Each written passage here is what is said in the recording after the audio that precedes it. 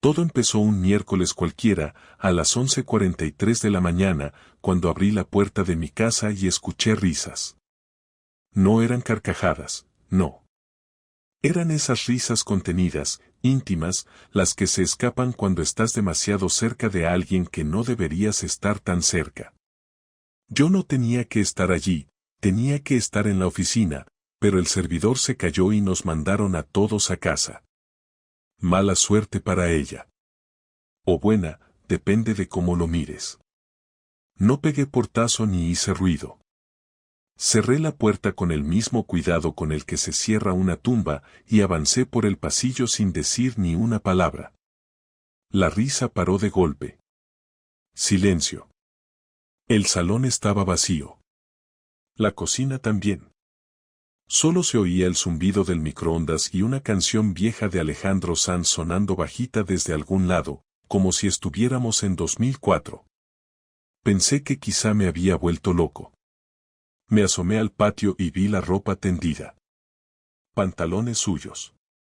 Una camisa que no reconocía, de hombre, talla M, aún mojada.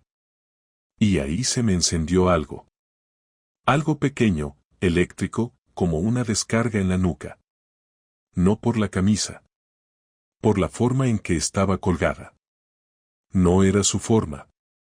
Laura nunca doblaba las mangas así. Son gilipolleces, ya lo sé, pero cuando llevas años con alguien, sabes hasta cómo colocan la pinza de la ropa. Ahí fue cuando lo supe. No supe el qué, exactamente, pero lo sentí.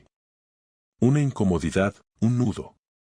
Como si algo no encajara y yo tuviera que hacerme el tonto para que todo siguiera encajando. Subí las escaleras como si no fuera mi casa, como si fuera un invitado que no quiere molestar. Y ahí, en el dormitorio, estaba ella. Solita. Sentada en la cama, en bata, con el pelo mojado. ¿Qué haces aquí? Me soltó, como si yo fuera el que había cometido una falta. Se cayó el servidor, le dije, sin entrar. Su expresión no fue de sorpresa. Fue de cálculo. Como cuando buscas rápido una excusa y no la encuentras, pero finges que la tienes. Me di cuenta de que no había nadie más en casa. Pero olía a colonia de hombre. Y no era la mía. No le dije nada más. Bajé, me serví un café, y me senté en el sofá con una calma que ni yo entendía. Desde ahí, escuché cómo llamaba a alguien. Fingía estar hablando con su hermana. Pero no tiene hermana. Bueno, tiene una, pero vive en Tarragona y ni se hablan. Y ahí estaba yo. Con una taza en la mano, mirando el techo, escuchando a mi mujer mentir a 3 metros de mí. No encontré ningún mensaje, ni fotos, ni llamadas raras. Pero encontré algo peor, esa certeza silenciosa que te aplasta el pecho. Sabía que había otro. No sabía quién, ni desde cuándo. Solo sabía que estaba ahí. Que lo tenía en la punta de los dedos. Y que, por alguna razón, ese día, ese miércoles a las 11:43, había empezado mi caída libre. Durante los días siguientes, empecé a mirar todo con otros ojos. No era paranoia, era observación. Me levantaba antes que ella solo para ver si se despertaba nerviosa al notar que yo no estaba en la cama. No lo hacía. Se quedaba dormida profundamente, tranquila, como si la vida no le pesara en absoluto. Bajaba a desayunar y mientras yo removía el café sin ganas, ella ya estaba revisando su agenda con una sonrisa forzada, diciendo cosas como hoy tengo reunión a las 12, así que no creo que pueda salir a comer, ¿o puedes encargarte tú de hacer la compra? Me viene fatal el día. Normalmente no me molestaban esas cosas, estábamos acostumbrados a repartirnoslo todo según el día, pero de pronto todo empezó a sonar falso. No era lo que decía, era como lo decía. Como si todo lo estuviera ensayando antes de decírmelo. No le hice ninguna pregunta. No había cambiado mi rutina ni un milímetro, no le di pistas de que sospechaba algo. pero empecé a tomar notas mentales. Día, hora, ropa que se ponía, tono de voz, número de veces que miraba el móvil mientras hablaba conmigo. Pequeños detalles que en otra vida no me habrían importado una mierda, pero que ahora parecían pistas de algo que no quería ver, pero ya estaba ahí. A veces llegaba a casa y encontraba el sofá ligeramente hundido en el lado que ella no usaba, o el cenicero con una colilla que no era de sus cigarrillos finos. Una vez, abrí el cajón del baño y noté que su cepillo de dientes estaba húmedo cuando ella aún no había llegado del gimnasio. Detalles. De esos que solo tienen importancia cuando todo empieza a oler raro. Una noche, sin decirle nada, fingí quedarme dormido en el sofá. Ella subió, apagó las luces y luego volvió a bajar al cabo de unos minutos. No hizo ruido, pero el sonido de la puerta del patio abriéndose y cerrándose suavemente fue suficiente. Me levanté, descalzo, y me acerqué a la ventana que da al jardín. No la vi, pero sí noté el destello de un encendedor encendiéndose a unos metros de la casa, cerca del seto. Esperé. No tardó más de 5 minutos en volver a entrar. Subió las escaleras sin saber que la había visto. Yo volví a mi sitio, acomodé el cuerpo y cerré los ojos fingiendo estar dormido, aunque tenía el pulso por las nubes. Al día siguiente, mientras ella preparaba su bolso, mencionó que había tenido un insomnio terrible, que se había levantado a beber agua y que luego se quedó mirando el móvil un rato porque no podía dormir. Dije vaya y seguí mirando mi café. No le pregunté nada más, pero confirmé que era mejor no preguntarle nunca nada directamente, porque me iba a mentir con una facilidad que dolía. Y eso, lo juro, fue lo que más me molestó. Que mintiera con esa naturalidad, con esa calma. Como si yo no existiera, como si yo fuera un mueble más de la casa. El detonante real, lo que me hizo pasar de la duda a la confirmación absoluta, fue un viernes por la tarde. Había quedado con mis compañeros para tomar algo, pero no me apetecía. Estaba cansado, saturado de hacerme el idiota. Les mandé un mensaje diciendo que no podía ir y, en lugar de volver a casa directo, me quedé en la cafetería de la esquina, la que está justo frente al edificio donde Laura trabaja. No lo tenía planeado, fue algo instintivo. Me senté junto a la ventana, pedí una cerveza y me puse a mirar el portal. Eran casi las 6. Supuestamente salía a las 6:15. A las 6:30 no había salido. A las 7, tampoco. Llamé a su móvil con la voz más normal que pude y me contestó sin sonar sorprendida. Estoy en una reunión, ya te llamo en cuanto salga, vale, dijo, y colgó antes de que pudiera decir nada más. A las 7:45 la vi. No salía sola. Salía con un hombre. Alto, pelo corto, traje caro. No había beso, no había caricias, pero la forma en que caminaban juntos no era la de dos compañeros saliendo de una reunión. Él hizo un gesto con la mano que me pareció muy íntimo, casi automático, como si lo hiciera a menudo. Ella le tocó el brazo brevemente antes de despedirse. No subió a ningún coche, no se abrazaron. Solo se miraron, se dijeron algo y se separaron. Pero no había duda. Ahí supe que no estaba equivocado. Volví a casa antes que ella. Me duché, me puse ropa de estar por casa y preparé la cena como cualquier otro viernes. Cuando entró por la puerta, le pregunté qué tal le había ido la reunión. Larguísima, dijo, quitándose los zapatos. Un coñazo de esos que te dejan seca. Me ofreció una sonrisa y fue directa al baño. Al cerrar la puerta, se apoyó contra ella unos segundos. Yo la vi desde el reflejo del espejo del pasillo. Esa pausa, ese suspiro. Era todo lo que necesitaba. Esa noche no dormí. Ni por nervios, ni por rabia. Dormí con los ojos abiertos porque necesitaba dejar de actuar. Ya no era cuestión de sospechas. Ahora tenía certeza. Me había mentido sin esfuerzo. Me había dicho que estaba en una reunión mientras se despedía con un roce íntimo de otro tipo.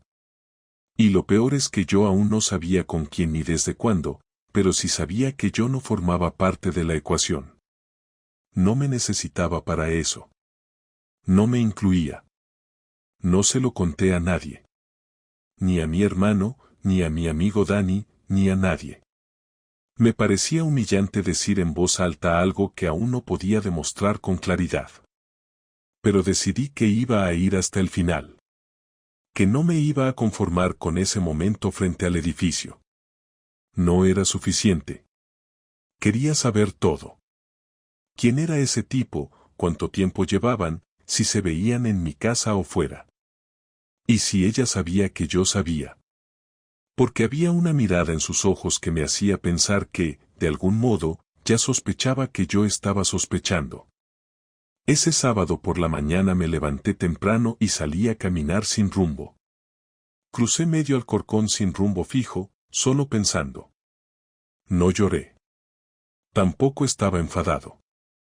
Me sentía anestesiado, como si todo lo que me rodeaba no me afectara.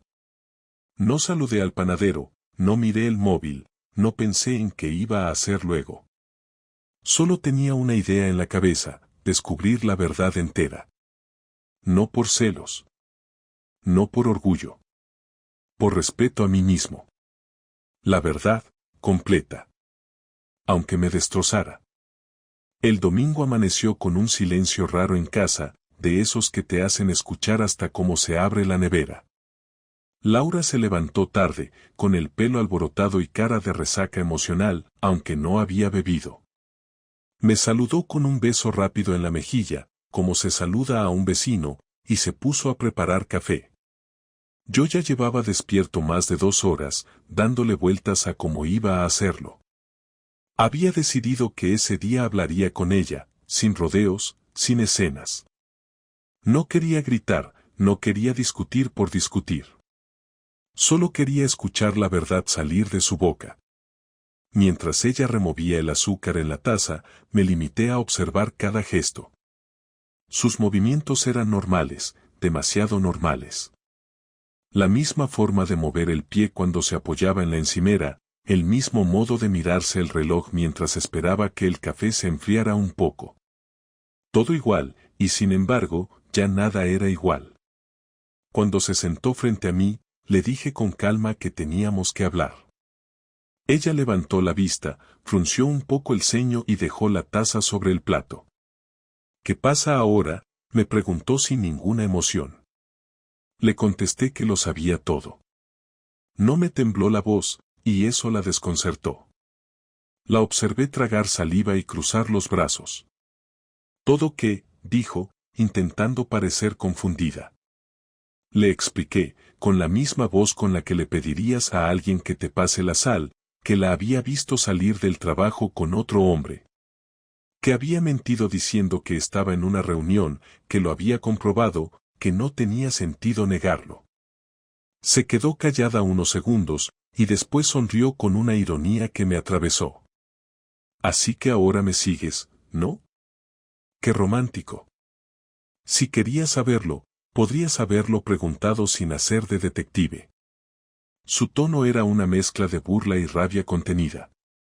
Yo seguí sin perder la calma, le respondí que no necesitaba seguirla, que bastaba con verla una vez para entenderlo todo. Ella se levantó, dio una vuelta por la cocina y me dijo que no era lo que yo pensaba. Lo dijo sin mirarme, como si quisiera que sus palabras flotaran en el aire y se quedaran sin dueño. Insistió en que no me estaba engañando, que solo había salido con un compañero para hablar de un proyecto, que no pasaba nada. La mentira era tan torpe que me dio más pena que rabia.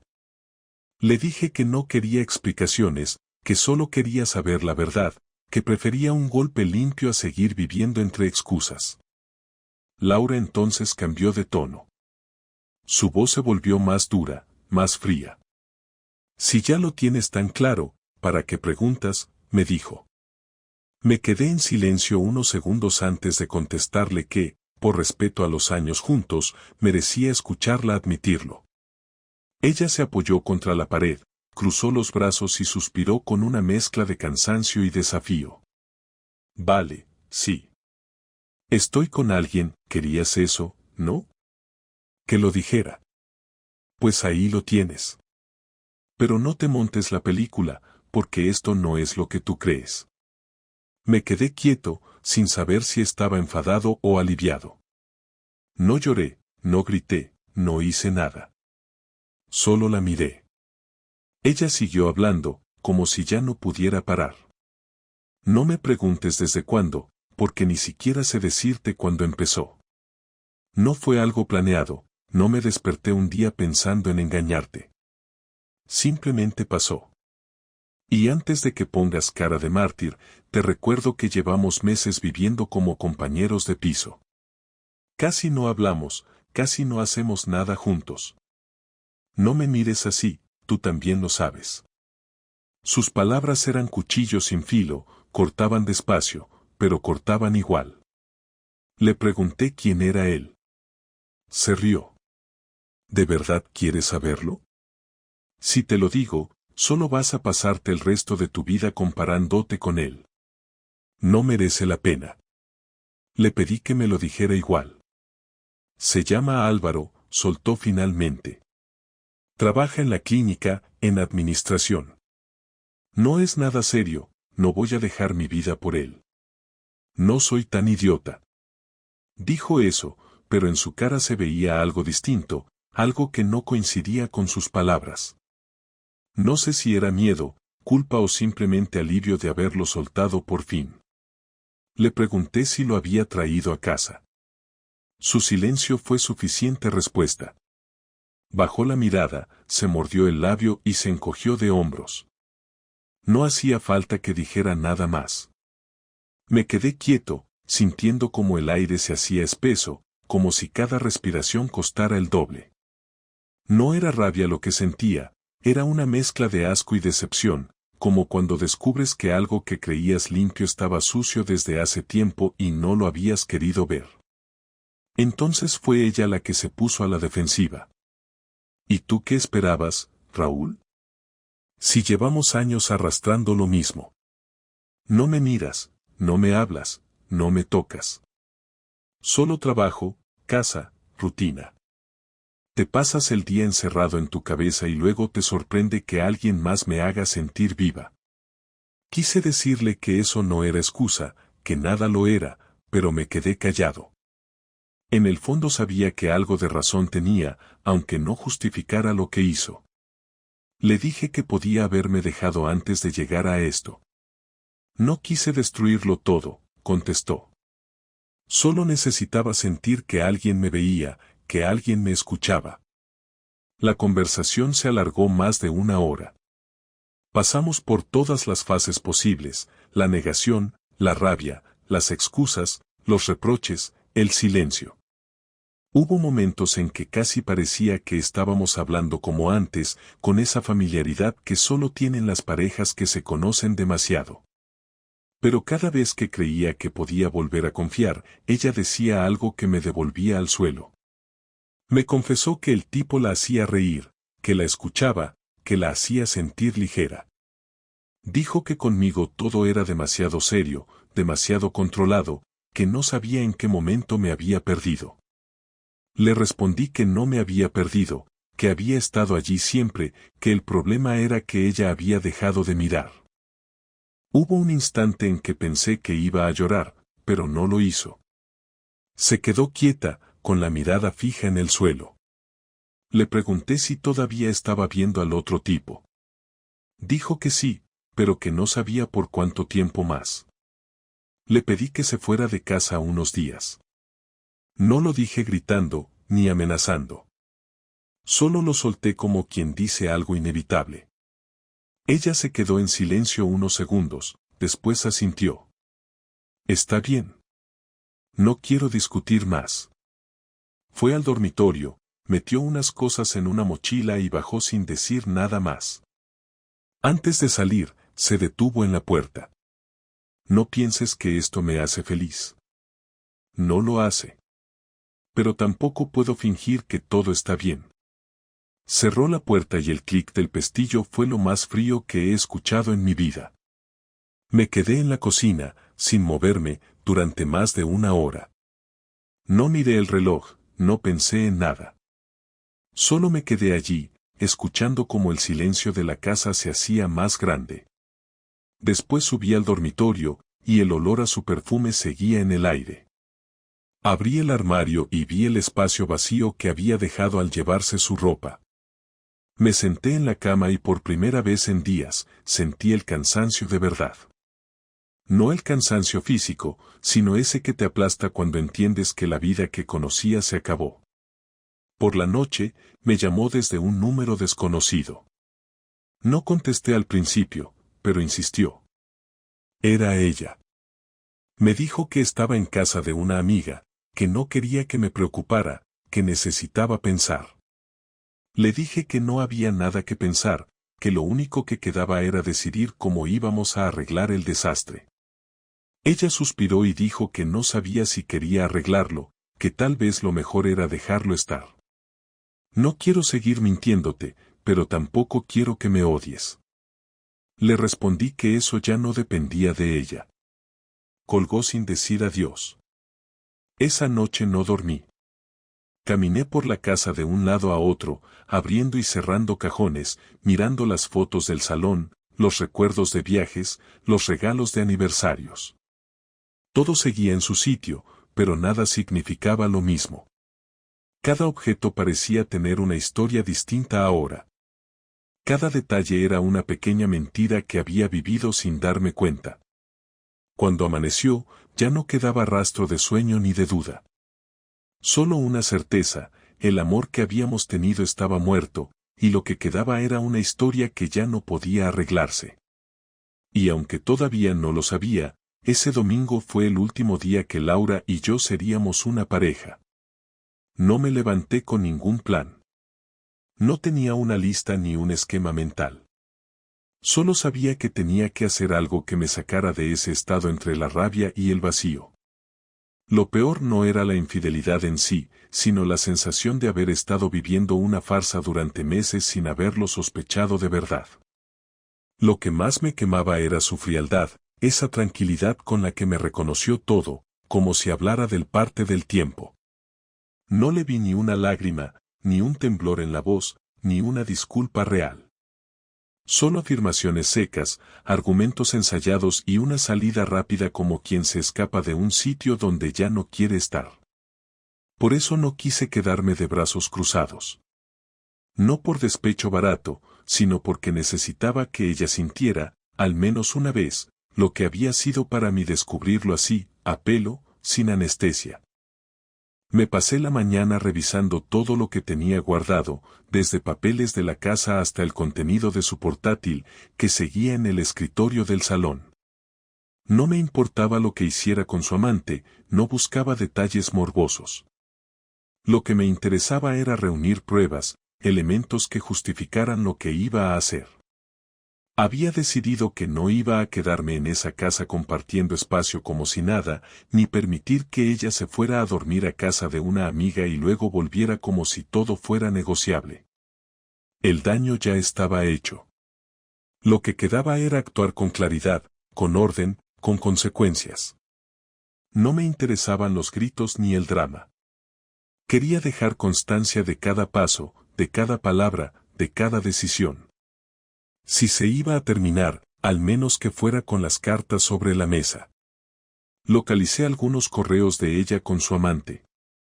Nada escandaloso, pero lo suficiente para demostrar que no era una historia reciente ni un error puntual. Había mensajes con fechas, lugares, bromas privadas, y uno que me quedó grabado, el otro día casi me pilló, pero es tan despistado que no se entera de nada. Me quedé mirando la pantalla durante minutos. Despistado, decía. Como si vivir sin desconfiar fuera sinónimo de ser tonto. Como si confiar en la persona con la que compartes cama fuera una debilidad. Cerré el portátil, lo guardé en el armario y me anoté todos los datos importantes. Luego llamé a un abogado. No quería empezar una guerra legal, pero necesitaba tenerlo todo claro. Expuse la situación sin adornos, sin exageraciones. Me explicó los pasos, los tiempos, las opciones. Me dijo que, con pruebas, podría evitar ciertas complicaciones económicas si decidía divorciarme. Le pedí que me preparara un borrador del escrito. Me dijo que en un par de días lo tendría todo listo. Le agradecí el trato directo. Colgué y sentí por primera vez que estaba haciendo algo útil. Por primera vez en días, no me sentí perdido. Después llamé a un cerrajero. Le pedí que cambiara la cerradura de la puerta principal. No me hizo preguntas. Llegó en 1 hora y en menos de 20 minutos había terminado. Le pagué en efectivo y le pedí factura. Le dije que era por motivos de seguridad. Lo era.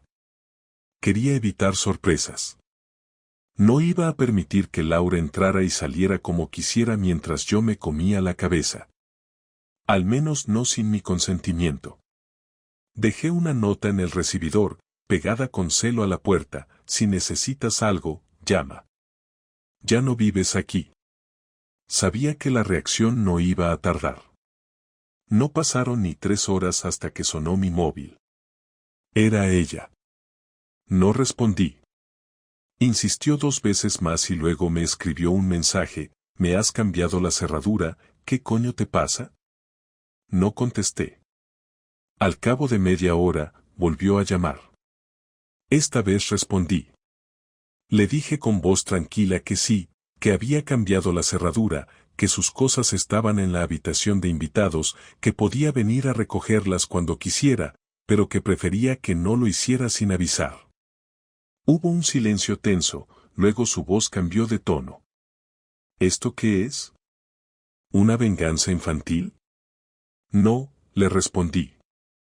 Es una decisión adulta. No quiero vivir con alguien que me ha mentido durante meses. ¿Y qué esperas? ¿Que te pida perdón llorando? No espero nada de ti. Por eso he hecho lo que he hecho. No tienes derecho a echarme. Tengo todo el derecho. Esta casa es mía también, y tú elegiste salir de ella. Solo me fui para que te calmaras. Te fuiste porque ya no sabías cómo sostener la mentira. Colgó sin decir nada más. A los 20 minutos me mandó otro mensaje, esta vez más largo. Me decía que lo que yo estaba haciendo era desproporcionado, que no todo era blanco o negro, que en una pareja no se mide todo en función de un error, que ella también había aguantado muchas cosas, que yo nunca la escuchaba, que parecía un castigo más que una reacción. Lo leí sin pestañear. No respondí. Lo guardé junto con los demás mensajes. No necesitaba hablar más. Solo quería que entendiera que esta vez no iba a ceder. Al día siguiente apareció a las 10 de la mañana con una amiga. No la dejé entrar. Le di sus cosas en 3 bolsas grandes que dejé junto al portal. Me dijo que esto era humillante. Le respondí que lo que había hecho ella era mucho peor. Me preguntó si de verdad quería terminar así. Le dije que ya estaba terminado, que lo único que quedaba era el papeleo. Su amiga no dijo nada. Se limitó a ayudarla a meter las bolsas en el coche. Laura me miró con una mezcla de rabia, desprecio y algo más que no supe descifrar. Quizá sorpresa, quizá miedo, quizá dolor. No lo sé. Ya no me importaba. El resto del día lo pasé limpiando. No porque hiciera falta, sino porque necesitaba que el espacio volviera a parecer mío. Guardé las fotos, quité su taza del armario, cambié las sábanas. No era un ritual simbólico, era puro instinto. No quería verla en los objetos. No quería olerla en la ropa. No me hacía sentir mejor, pero al menos me mantenía ocupado. Cuando terminé, me senté en el sofá y encendí la tele sin mirar qué había. Me quedé allí, sin mirar realmente nada, solo pensando en lo que vendría después. Al anochecer volvió a escribir. Me dijo que si me calmaba, podíamos hablar como adultos. Le contesté que ya habíamos hablado, que lo que quedaba era resolver lo legal y seguir adelante. Me dijo que me estaba precipitando, que quizá con tiempo podríamos entendernos. Le respondí que si eso era lo que quería, tendría que demostrarlo desde otro sitio, no desde esa actitud de víctima que se niega a asumir su responsabilidad. Me dejó en visto. No era venganza. No era orgullo. Era sentido común. Era poner un límite. Había confiado en ella sin pedir nada a cambio y ella lo había usado para hacer su vida paralela. Si no hubiera visto lo que vi, si no hubiera empezado a atar cabos, ahora mismo seguiría haciendo la cena mientras ella se duchaba después de estar con otro. Eso era lo que me empujaba a no ceder. No por rencor, sino por dignidad. Esa noche dormí por primera vez sin sobresaltos. No soñé con nada. No desperté con el corazón acelerado. Me levanté con una extraña paz, como si por fin hubiera cruzado una puerta que llevaba demasiado tiempo abierta sin darme cuenta. Y al mirarme al espejo, no vi a un hombre derrotado.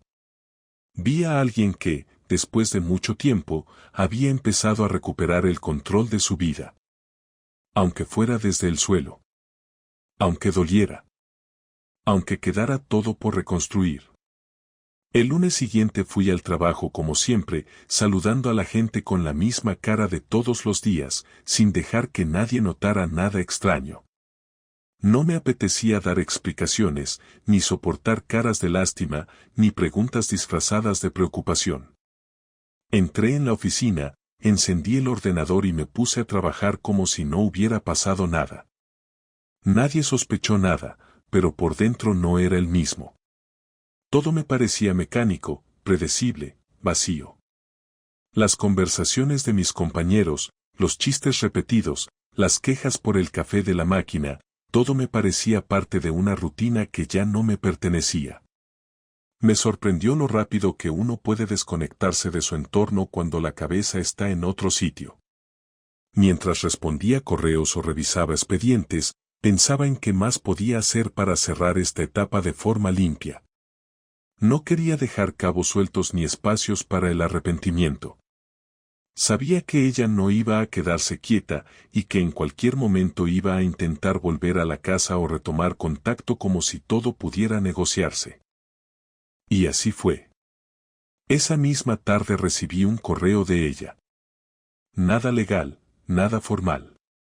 Solo unas líneas diciendo que le dolía cómo habían terminado las cosas, que estaba confundida, que no esperaba que yo reaccionara así, que había pensado en que quizás podríamos hacer una pausa, cada uno por su lado, y luego ver si había algo que reconstruir. Le respondí con 2 frases: no quiero pausas. Solo quiero seguir adelante. No hubo respuesta. Pero a las 2 horas recibí una llamada de su madre. Nunca me había llamado directamente, ni siquiera cuando nos casamos. Me saludó con voz tensa, fingiendo cortesía, y empezó a preguntarme si era verdad lo que Laura le había contado, que la había echado de casa de forma abrupta, sin posibilidad de diálogo. Le respondí que sí, que era verdad, que su hija me había sido infiel y que no iba a convivir con alguien que me traicionaba. Hubo un silencio al otro lado. Luego me dijo que esas cosas podían pasar, que lo importante era hablarlo, que no debía tomar decisiones tan extremas de forma tan rápida. Le agradecí su opinión y le dije que ya estaba todo decidido.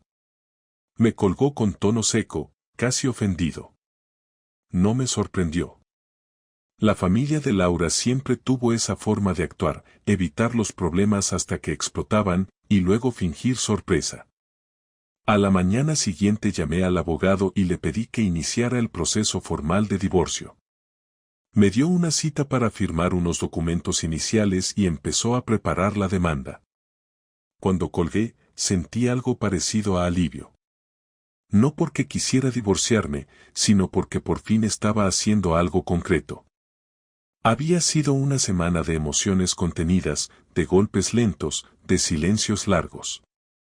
Pero ahora tenía un objetivo claro, algo que necesitaba cerrar para empezar de nuevo. Sabía que no sería fácil. Laura no era de las que aceptaban perder el control sin luchar. Y como si me leyera el pensamiento, esa misma noche vino a casa. No tocó el timbre. Golpeó la puerta con fuerza. No gritó, no llamó por teléfono antes. Solo apareció, como si nada. Me asomé por la mirilla y la vi allí, con la misma ropa del trabajo, el bolso colgando del hombro y la cara seria. Abrí. No dije nada. Me miró, esperó un segundo y dijo, necesitamos hablar. Le respondí que no había nada más que decir. Que ya estaba todo hablado. Ella insistió. Me pidió 5 minutos. Dudé.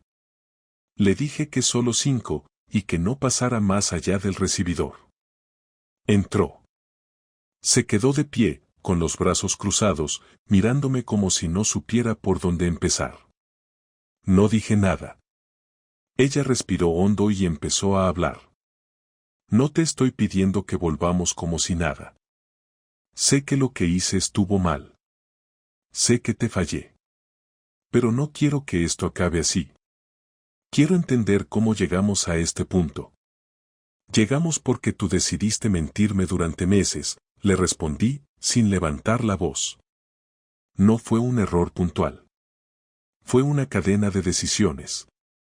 Ya lo sé, dijo, bajando un poco la mirada. Pero yo también tenía razones para estar mal.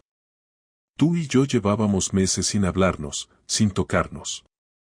Vivíamos como compañeros de piso. Y en vez de decírmelo, preferiste follarte a otro, le contesté, mirándola fijo. Esa fue tu solución. Guardó silencio. No negó nada. No justificó nada. Me dijo que no lo planeó, que se sintió confundida, que el otro le prestaba atención, que la hacía sentir viva. Le respondí que eso no me importaba. Que su vacío no justificaba traicionar mi confianza. Me pidió una segunda oportunidad. Dijo que no volvería a ver al otro. Todo empezó un miércoles cualquiera, a las 11:43 de la mañana, cuando abrí la puerta de mi casa y escuché risas. No eran carcajadas, no. Eran esas risas contenidas, íntimas, las que se escapan cuando estás demasiado cerca de alguien que no deberías estar tan cerca. Yo no tenía que estar allí, tenía que estar en la oficina, pero el servidor se cayó y nos mandaron a todos a casa. Mala suerte para ella. O buena, depende de cómo lo mires. No pegué portazo ni hice ruido. Cerré la puerta con el mismo cuidado con el que se cierra una tumba y avancé por el pasillo sin decir ni una palabra. La risa paró de golpe. Silencio. El salón estaba vacío. La cocina también. Solo se oía el zumbido del microondas y una canción vieja de Alejandro Sanz sonando bajita desde algún lado, como si estuviéramos en 2004. Pensé que quizá me había vuelto loco. Me asomé al patio y vi la ropa tendida. Pantalones suyos. Una camisa que no reconocía, de hombre, talla M, aún mojada. Y ahí se me encendió algo. Algo pequeño, eléctrico, como una descarga en la nuca. No por la camisa. Por la forma en que estaba colgada. No era su forma. Laura nunca doblaba las mangas así. Son gilipolleces, ya lo sé, pero cuando llevas años con alguien, sabes hasta cómo colocan la pinza de la ropa. Ahí fue cuando lo supe. No supe el qué, exactamente, pero lo sentí.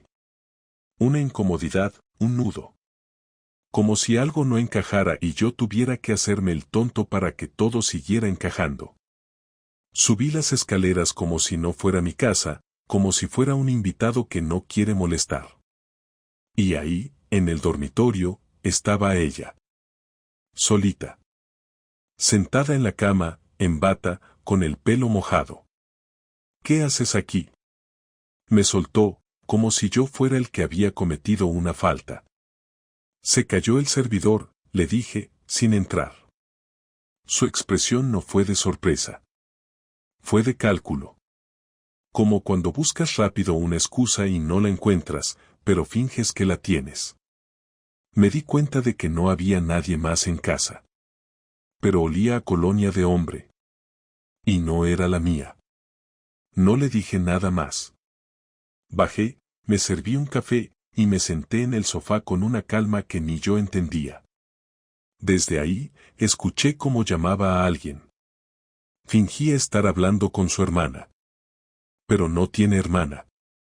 Bueno, tiene una, pero vive en Tarragona y ni se hablan.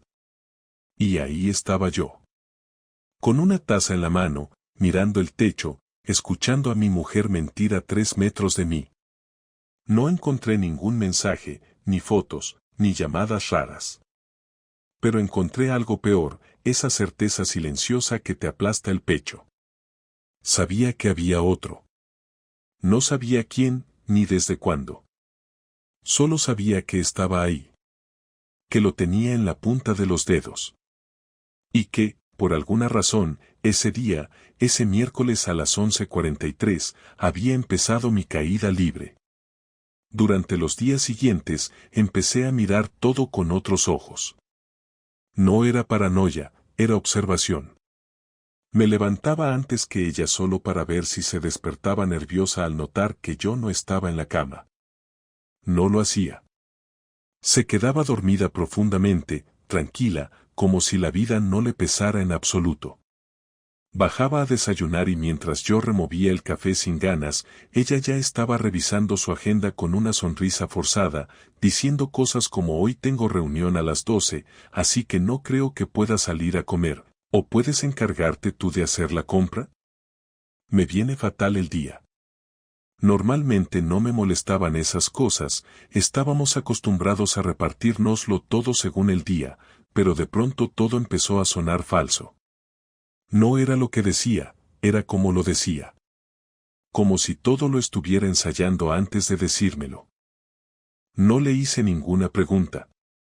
No había cambiado mi rutina ni 1 milímetro, no le di pistas de que sospechaba algo. Pero empecé a tomar notas mentales. Día, hora, ropa que se ponía, tono de voz, número de veces que miraba el móvil mientras hablaba conmigo. Pequeños detalles que en otra vida no me habrían importado una mierda, pero que ahora parecían pistas de algo que no quería ver, pero ya estaba ahí. A veces llegaba a casa y encontraba el sofá ligeramente hundido en el lado que ella no usaba, o el cenicero con una colilla que no era de sus cigarrillos finos. Una vez, abrí el cajón del baño y noté que su cepillo de dientes estaba húmedo cuando ella aún no había llegado del gimnasio. Detalles. De esos que solo tienen importancia cuando todo empieza a oler raro. Una noche, sin decirle nada, fingí quedarme dormido en el sofá. Ella subió, apagó las luces y luego volvió a bajar al cabo de unos minutos. No hizo ruido, pero el sonido de la puerta del patio abriéndose y cerrándose suavemente fue suficiente. Me levanté, descalzo, y me acerqué a la ventana que da al jardín. No la vi, pero sí noté el destello de un encendedor encendiéndose a unos metros de la casa, cerca del seto. Esperé. No tardó más de 5 minutos en volver a entrar. Subió las escaleras sin saber que la había visto. Yo volví a mi sitio, acomodé el cuerpo y cerré los ojos fingiendo estar dormido, aunque tenía el pulso por las nubes. Al día siguiente, mientras ella preparaba su bolso, mencionó que había tenido un insomnio terrible, que se había levantado a beber agua y que luego se quedó mirando el móvil un rato porque no podía dormir. Dije vaya y seguí mirando mi café. No le pregunté nada más, pero confirmé que era mejor no preguntarle nunca nada directamente, porque me iba a mentir con una facilidad que dolía. Y eso, lo juro, fue lo que más me molestó.